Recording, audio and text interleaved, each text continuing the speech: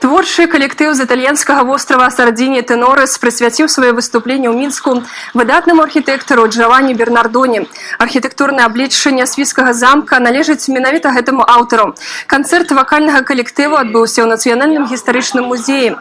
Стыль сардзінскага харавога спеву зарадзіўся яшчэ ў дахрысціянскую эпоху.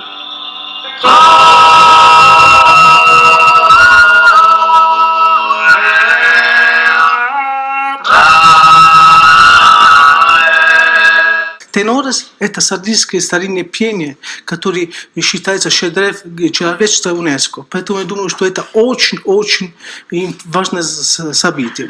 Но это в рамках мероприятия о Бернардоне, потому что, вы знаете, есть это очень интенсивно сотрудничество между Сардинией и Беларусью. Найдет сегодняшний день мы нашли аж новые, даже 440 лет тому назад. Гэта вельмі старадаўнія спевы, якія бяруць свае вытокі ў самой прыродзе. Нашы галасы капіруюць галасы жывёл: казы, каровы, авечкі, ветру. Гэта канцэрт прыроды. Наша манера выканання тенорес унікальная, адзіная такога кшталту.